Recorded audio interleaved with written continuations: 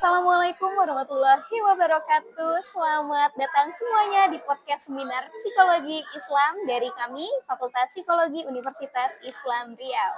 Bersama saya di sini sebagai host Kolbia Mutmaina, salah satu mahasiswi aktif di Psikologi Universitas Islam Riau.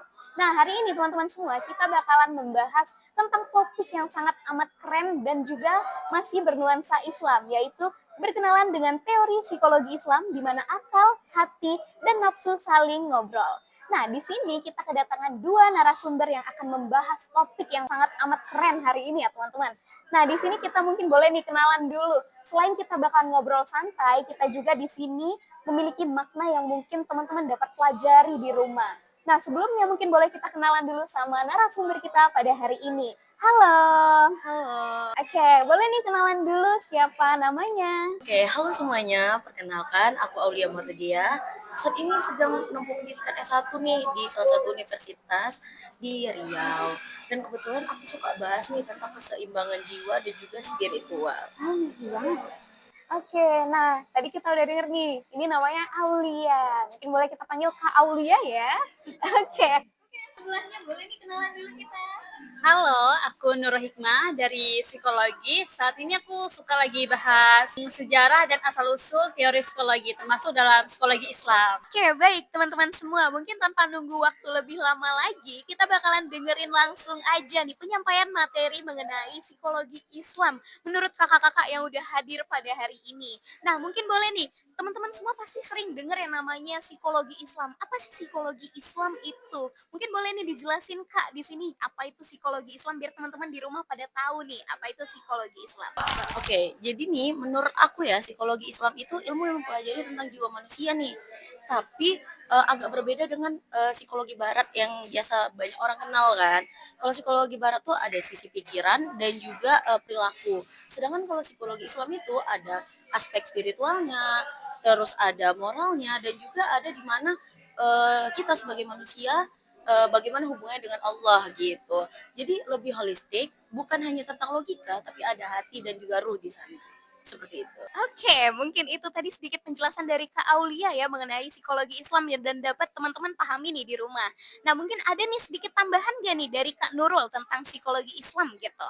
Boleh Kak? Dan yang lebih menariknya lagi, meskipun istilah psikologi Islam baru populer sekitar tahun 1978 di Universitas Riyadh, Arab Saudi, sebenarnya konsepnya udah ada sejauh sebelum bahkan dari zaman klasik Islam. Oke, tadi itu sedikit penambahan dari Kak Nurul nih tentang penjelasan psikologi Islam. Berarti sekitar tahun 1978 itu udah ada nih tokoh-tokoh yang ngomongin tentang psikologi Islam ya Kak Nurul ya pada saat itu? Nah, iya betul banget. Tokoh-tokohnya kayak Al-Ghazali, Ibnu Sina, Al-Qid, Ibnu Tofali, dan banyak lainnya sebenarnya udah bahas jiwa, akal, nafsu, bahkan penyembuhan mental dalam karya-karya mereka.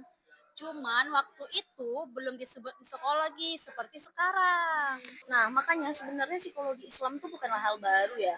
Cuman diangkat kembali biar orang-orang semuanya tuh tahu kalau sebenarnya Islam udah lama nih membahas tentang jiwa manusia gitu. Oke, mungkin itu sedikit penambahan juga nih dari Kak Nurul. Jadi kita sama-sama tahu nih teman-teman, ternyata psikologi Islam itu udah dari lama banget ya adanya dan juga ada pelopornya juga nih. Oke, baik teman-teman, itu dia tadi mungkin bagian yang pertama atau pertanyaan yang pertama udah terjawab oleh Kak Aulia sama Kak Nurul. Oke, kita bakalan move ke pertanyaan selanjutnya aja nih ya Kak ya. Oke, nah kalau misalnya kita ngomongin tentang psikologi Islam nih, kita tuh nggak bisa lepas dari yang namanya pemeran utama pastinya ya. Nah, kayak akal, hati, dan juga nafsu. Karena itu tadi tercantum dalam topik kita nih kebetulan ya Kak ya. Nah, bisa nggak Kak dijelasin peran utama dari masing-masing komponen itu? Jadi sebenarnya gini, akal itu ibarat ketua rapat dalam pikiran kita. Dia yang mikirkan logis, nyusun rencana, dan ngatur arah tindakan. Kalau kita sehat, keputusan kita juga biasanya baik gitu. Nah, kalau hati nih, jadi hati itu menarik banget nih. Jadi di dalam Islam, hati itu bisa dianggap sebagai organ tubuh, sebagai tempat perasaan, kesadaran moral, dan juga intuisi. Jadi hati yang bersih bisa menuntun kita tahu mana yang benar, mana yang salah nih, seperti itu.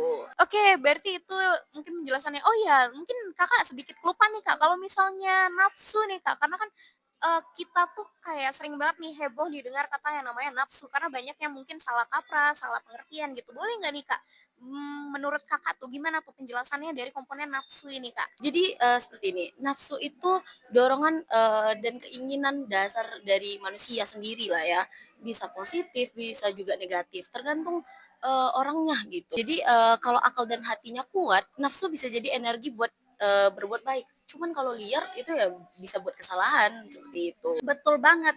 Bahkan dalam Islam, nafsu itu punya level atau tindakan loh. Ada nafsu amarah, yaitu nafsu yang cenderung ngajak kita ke hal-hal yang buruk. Terus ada nafsu yang lawamah, yaitu yang udah sadar kesalahan dan mulai menyesal. Dan yang paling tinggi, nafsu mutmainnah, nafsu yang tenang, damai, dan tunduk pada Allah. Oke, teman-teman semua, itu tadi penjelasan mengenai nafsu yang luar biasa sekali ya, teman-teman semua. Jadi kayak ada tangga spiritual gitu ya. Jadi kita mungkin kayak semakin naik naik naik terus nih pembelajarannya mungkin ya. Nah, oke, mungkin pertanyaan kedua tadi udah dijawab ya sama Kak Nurul dan juga Kak Aulia di sini. Kita bakalan move lagi nih teman-teman semua ke pertanyaan yang ketiga nih. Nah, mungkin kita bakalan masuk ke sejarah kali ya. Nah, kira-kira nih Kak, siapa aja sih tokoh-tokoh yang bisa dibilang sebagai bapak psikologi Islam nih menurut kakak-kakak sekalian? Boleh nih dijawab. Kalau tokoh ya banyak banget ya bisa dibilang. Kita sebutlah salah satunya itu Ibnu Sina. Beliau itu lahir sekitar tahun 980 Masehi. Beliau juga dikenal sebagai dokter, filsuf, yang besar banget nih dalam sejarah Islam gitu. Dan karyanya seperti Masalih Al-Abnan wa Al-Anfus itu artinya tuh keseimbangan raga dan juga jiwa. Jadi beliau nih udah bahas hubungan antara tubuh dan juga jiwa gitu. Oke, baik. Mungkin ada tambahan nggak nih dari Kak Nurul nih tentang yang udah disampaikan sama Kak Aulia tadi? Nah, ada nih, dia itu pasti kayak pada kenal sih, yaitu Al-Ghazali. Lahir tahun 1058 Masehi, yang dikenal sebagai pembela Islam. Menurut beliau, manusia itu makhluk yang berpikir secara totalitas. Enggak cuma otak, tapi juga hatinya, juga moral ya. Jadi kalau akalnya cerdas, tapi hatinya kotor, tetap nggak akan tenang, gitu. Oke. Oh, ada tambahan lagi mungkin dari kakak? Oh, ada beberapa tokoh nih, seperti Al-Kindi dan juga Ibnu Al-Aitom, yaitu mereka proper metode eksperimen dalam psikologi dan ilmu persepsi nih. Bahkan Ibnu Al-Aitom itu dikenal sebagai penemu psikologi eksperimental gitu. Lewat penelitiannya tetap kelihatan dan juga kesadaran seperti itu. Oke, thank you banget. Keren banget ya teman-teman ya penjelasannya. Ternyata psikologi Islam itu punya banyak banget nih kontribusinya ya di bidang-bidang psikologi.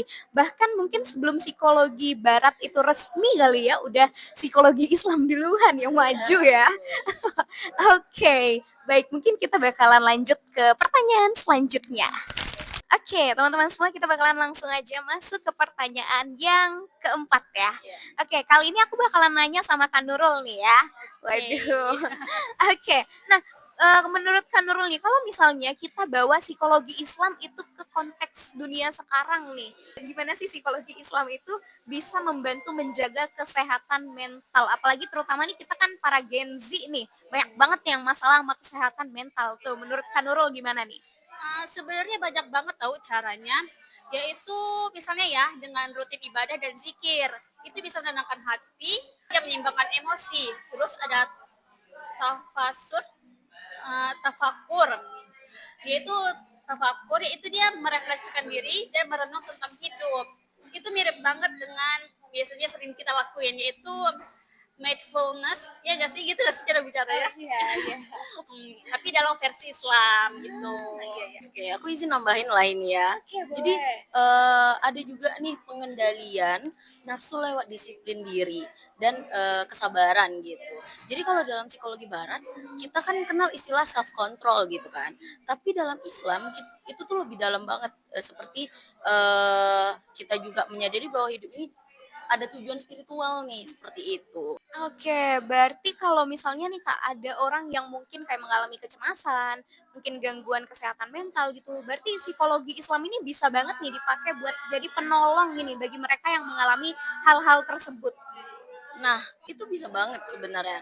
Bahkan sekarang ya udah ada praktik konseling berbasis Islam yang ngegabungin antara doa, ruqyah, dan terapi kognitif nih, tapi dengan nilai-nilai Al-Quran seperti itu.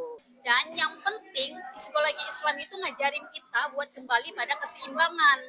Akal yang berpikir, hati yang bersih, dan nafsu yang terarah. Oke, itu dia tadi jawaban dari Kak Nurul dan juga Kak Aulia nih. Luar biasa banget ya teman-teman ya. Ternyata banyak banget nih cara yang dapat dilakukan kalau misalnya teman-teman mengalami mungkin ada yang lagi mengalami kecemasan atau anxiety atau yang kayak gangguan kesehatan mental. Bisa banget pakai cara dari psikologi Islam ya Kak ya. Oke, nah itu tadi beberapa pertanyaan yang udah dijawab nih oleh Kak Nurul dan juga Kak Aulia. Mungkin pertanyaan kita karena udah habis ya Kak ya, karena nggak kerasa juga nih kita udah berjalan berapa menit ya ngobrolin ngebahas tentang psikologi Islam pada hari ini ya Kak ya. Nah seru banget nih bahasannya, semoga teman-teman di rumah dapat menjadikan pembelajaran karena ini kayak ilmu baru nih buat teman-teman yang mungkin belum pada tahu nih apa itu psikologi Islam dan juga ternyata psikologi Islam nih dapat membantu banget dalam kesehatan mental. Dan kita juga tadi sempat dengar tentang sejarah-sejarahnya juga ya Kak ya.